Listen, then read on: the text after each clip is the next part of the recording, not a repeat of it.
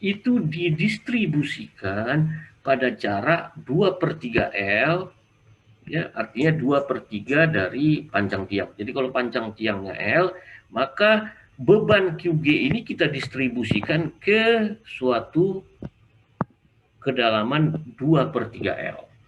Ya, jadi maka artinya kita katakan bahwa akibat beban ini, ya, akan memberikan tegangan kepada tanah yang menyebabkan nanti terjadinya penurunan itu dimulai dari jarak 2/3 L. Jadi bagaimana tanah yang ada di sini, di atasnya ini? Maka tanah yang ada di sini tidak mengalami penurunan. Yang akan mulai mengalami penurunan itu adalah dari sini ke bawah. Ya. Nah, ini yang kita sebut dengan raft ekivalen. Jadi ekivalen dipersamakan seolah-olah bebannya itu mulai bekerja pada jarak ini jadi seperti sebuah raft. Ya. Jadi seolah-olah ini menjadi sebuah raft. Ya. Menjadi sebuah raft. Jadi sebuah raft besar macam ini. Ya. Nah, oleh karena itu tegangan itu kita hitung mulai dari 2/3 ya. Ya. Jadi kalau misalnya katakanlah misalnya contoh seperti ini ada lapis-lapis, ya, ini lapisan lempung, di sini juga ada lapisan lempung, di sini juga ada lapisan lempung, sini lapisan lempung, maka yang akan kita hitung penurunannya itu, ya, kalau konsolidasi ini kan untuk tanah lempung, maka kita akan menghitung penurunan itu pada untuk layer 2, ya, untuk layer 2 ini setebal ini, ya, setebal L1, setebal ini dia untuk layer 2. Untuk layer 3 berarti setebal ini. Untuk layer 4 setebal ini. Nah, gitu. Jadi tanah yang di atasnya ini kita tidak perhitungkan. Itu maksudnya. Ya. Nah, jadi kalau kita misalnya ada beban sebesar QG di sini, ya, untuk menghitung pada lapis ketiga ini, biasanya ini kita ambil di tengah-tengahnya. Nah, maka kita hitung berapa delta PI di tengah-tengahnya lapisan ini. Nah, maka kita hitung Z-nya ini, ya, Z-nya itu diukur dari sini, dari 2/3. Inilah yang disebut dengan ini tadi. ZI ini, ya, itu adalah jarak ke sini. Gitu.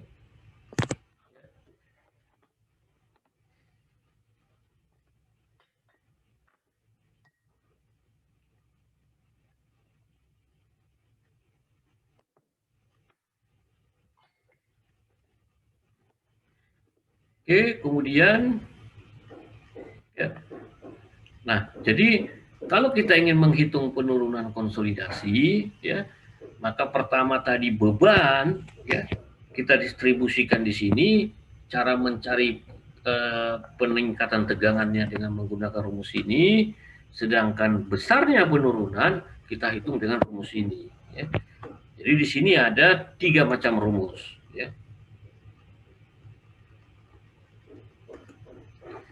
Jadi ada ini rumus 1, ya, ini rumus 2, ini rumus 3.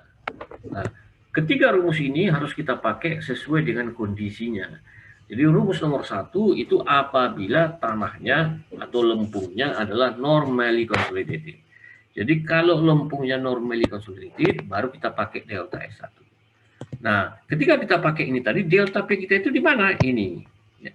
Delta P yang kita hitung tadi itu, ya, dengan raft ekivalen itu adalah di sini. Sedangkan ini adalah tegangan efektif dari lapisan itu, ya, tegangan efektif yang terjadi di situ. Lalu kemudian ini adalah sifat-sifat konsolidasi dari tanah, ya, di lapisan itu.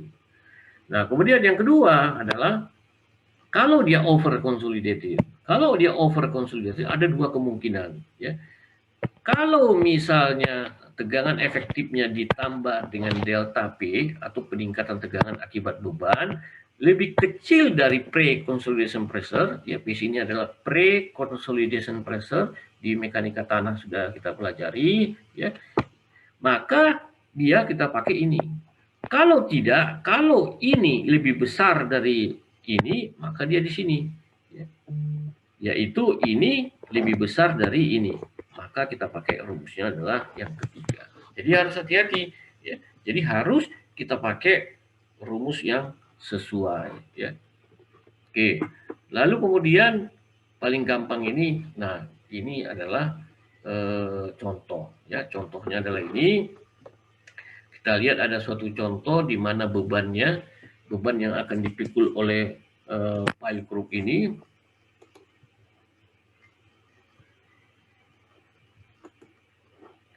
Jadi pile group ini akan memikul beban sebesar 2000 kN atau ini kira-kira 200 ton. Nah, tiangnya itu adalah ini. Ya, tiangnya ini ada ya hanya disebut saja seperti ini, di mana LG-nya 3,3, BG-nya 2,2.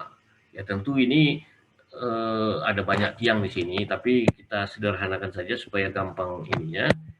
Menjadi tiang itu ya di mana BG-nya 2,2, LG-nya 3,3. Nah, di sini kita lihat ya lapisannya pada kedalaman 2 meter lapisannya adalah sand. Kemudian pada kedalaman dari 2 meter sampai ya, sampai 16 meter ya. Jadi sampai pada 18 meter itu adalah clay ya. Kemudian setebal 4 meter juga adalah clay, setebal 2 meter juga clay. Yang di bawahnya adalah rock. Maka ini tidak mengalami penurunan. Jadi yang mengalami penurunan hanya yang lapisan clay-nya ini saja. Nah, kita lihat di sini ya bahwa katanya all clays are normally. Nah, karena semuanya lempung ini adalah terkonsolidasi normal, maka kita akan memakai nanti rumus 1 ya.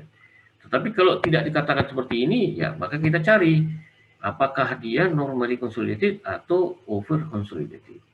Nah, di sini data-datanya ya, data-data dari lapisan yang pertama ini.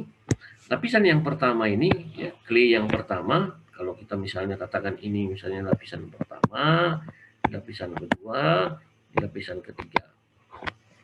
Ya, data-datanya E0-nya 0,82, CC-nya 0,3. Kemudian yang lapisan kedua, E0-nya 0,7, CC-nya 0,2 dan seterusnya ya. Maka dari sini ya, jadi kalau kita lihat misalnya dari sini, maka kita ambil 2/3 dari panjang tiangnya adalah 15 meter ya. Jadi kalau 2/3 kali 15 ya, itu berarti menjadi 10 meter ya. Ini 2/3 dikali 15 ya, berarti 10 meter ya. Inilah dia. Jadi maka kita letakkan di sini dia, beban itu mulai bekerja di sini pada kedalaman dari sini 10 meter ya. Nah, kalau di sini ini ya dari sini ke sini 10 meter ya. Sementara kita katakan tadi dari sini ini 16. Kalau 16 dari sini berarti ini adalah 7 meter. Jadi ya dari sini jadi lapisan 1 ini tebalnya adalah 7 meter. Ya, kalau lapisan 1 ini yang akan kita hitung penurunan konsolidasinya 7 meter, maka tengah-tengahnya adalah berapa? 3,5 ya. Jadi jarak dari sini ya, jarak dari sini ke sini ini adalah berapa? 3,5.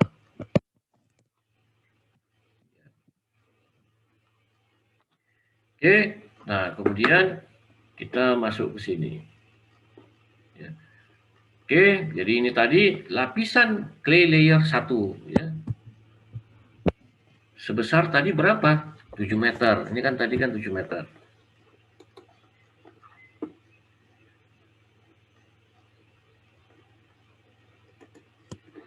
Ya, jadi ini lapisan ini tadi adalah 7 meter. Nah, kita pakai rumusnya ini karena dia normally consolidated. Ya, maka kita hitung ya delta sigma satunya ini adalah QG-nya tadi 2000, ya LG-nya 33, 3,3, 2,2 ditambah Z1. Z1-nya berapa? Di tengah-tengah dari 7 meter tadi, yaitu 3,5. maka kita dapat delta sigmanya segini. Maka kita masukkan rumusnya tadi, lapisan 1 tadi, ya. Ini adalah E0-nya, kemudian CC-nya 0,3, ya. Kemudian kita hitung ini tegangan vertikal, ya. Tegangan vertikal, ya. Kalau misalnya kita kembali ke sini lagi, berapa tegangan vertikal pada kedalaman ini, yaitu 3,5, ya. Ini kan 3,5, berarti kita sampai dari atasnya semua. Jadi dari sini pasirnya 2 meter, ya. Kemudian ditambah dengan, ya, kalau ini adalah 3,5 ditambah 9 berarti 12,5, ya. Di sini, ya, dia kita hitung 2 kali 16,2, 12,5 dikali gamma sat dikurang gamma air. Maka inilah dia apa namanya sigma nolnya. Oke, sampai situ ada yang mau ditanya? Sudah paham belum itu? Bagaimana ngitungnya itu tadi?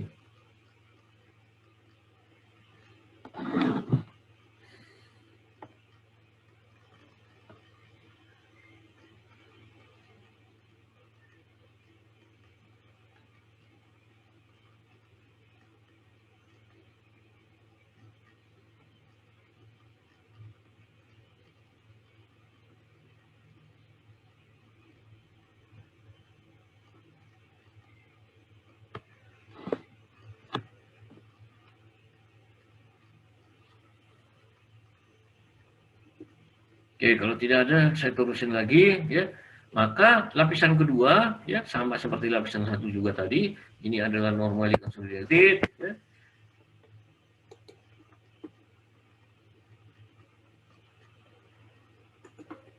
Ya, juga kita hitung lagi sigma nolnya atau tegangan efek.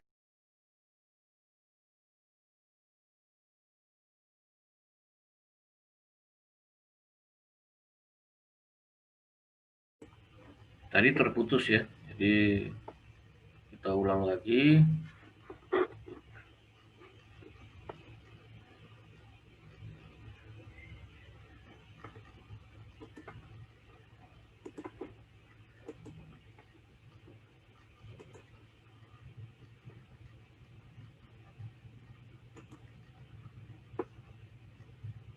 Oke, jadi, ya,